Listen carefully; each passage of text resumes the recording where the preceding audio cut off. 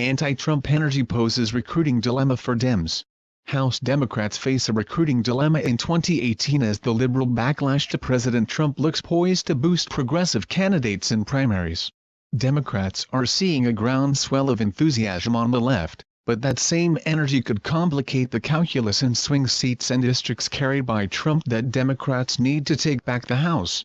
The party will likely need to strike a delicate balance between finding moderate candidates that best match the political profiles of the target districts on issues like abortion and gun control without alienating its left wing. I think it may be helpful in some of the deep red districts or red of center districts to have some candidates who may be anti-abortion rights or pro-gun, maybe more conservative side of some of these social issues, said Kyle Kondik, the managing editor of campaign analysis site Sabato's Crystal Ball. Democrats need to flip 24 seats to regain the House majority. To win that many seats, they'll need to put many Trump districts into play. Some strategists argue that means recruiting candidates that both fit the district politically and come off as authentic, even if they're viewed as more liberal. If you have a candidate that doesn't match the community, they're likely not going to be successful, said Bill Burton, who worked at the Democratic Congressional Campaign Committee, DCCC, in 2006, when Democrats won a majority in the House.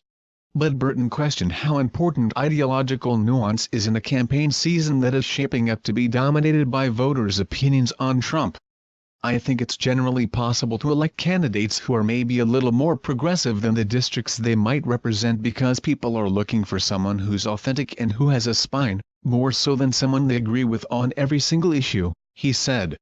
Other Democratic strategists echoed that sentiment, adding that in a midterm election, a candidate's ideology could factor into a race less than general anti-Trump fervor. Some pointed to the 2010 cycle, when Republicans took back the House during the rise of the Tea Party, noting that conservative candidates were able to win competitive swing seats. In some cases, Republicans will succeed in painting certain Democrats as out-of-touch extremists, said David Neer, political director of liberal blog Daily Kos. But I think we're going to see Democratic candidates' personal ideologies take a backseat in the face of Trump. For Republicans' part, they believe more liberal candidates running in GOP trending seats will prevent Democrats from unseating their incumbents. It will be difficult for them to get the candidates they need because their base won't allow it, a House GOP strategist said. They are going to want ideological purity. It will be awfully hard to win those races because you aren't competing in New York City. Still, House Democrats are gearing up to capitalize on a potential wave election in 2018. Early indicators like Trump's underwater approval ratings and voter turnout in special elections have the party feeling bullish that they'll have plenty of opportunities to flip seats, even in historically red districts. Taking a page from the successful 2006 playbook, Democrats are already targeting dozens of districts, many of them easily carried by Trump, and recruiting candidates who are new to politics.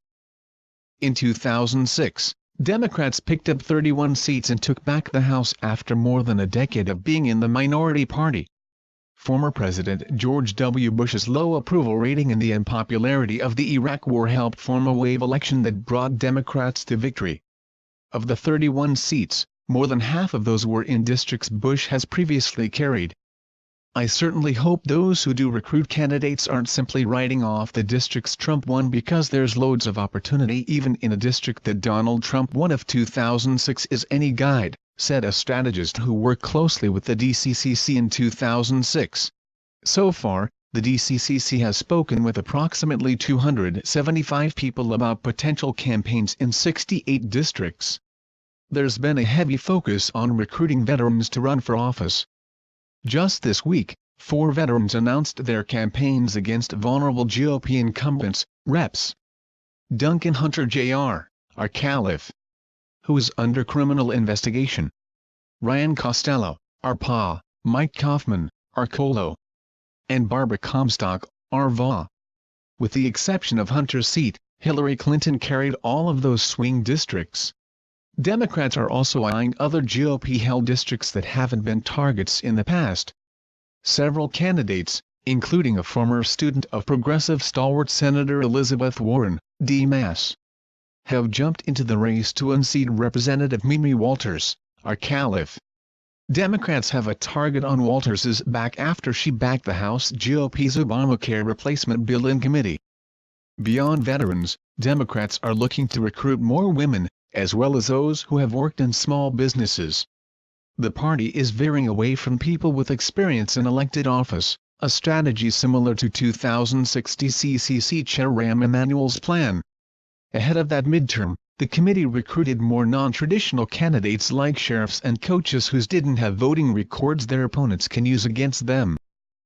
In the 2005 to 2006 cycle with Rahm, we made a real conscious effort in a recruitment strategy to be incredibly aggressive early, to really look outside the normal strain of state legislators and career politicians, said John Lapp, DCCC Executive Director in 2006. The DCCC said the group is getting approached more and earlier than ever by potential candidates who are inspired to run in the wake of Trump's victory. The influx of candidates could lead to crowded Democratic primaries, which will also likely pit more moderate and progressive candidates against each other. We expect there will be some competitive primaries in districts across the country, but the competition will only make our eventual nominees more battle-tested for their general election matchups with vulnerable Republican incumbents, a DCCC official said. After a fierce intra-party battle between the Clinton and the Senator Bernie Sanders, IVT wings, Democrats are hoping to go into 2018 as a more united front. And progressive groups are hoping that the party doesn't snub liberal candidates during the recruitment process. When it comes to candidate recruitment, there is this kind of false belief that the pathway to victory in a swing district is with that so-called mushy middle, said Neil Schroka, spokesman for major progressive group Democracy for America. Schroka argues that issues considered more progressive, including income inequality and Washington corruption, also play well with voters beyond their base.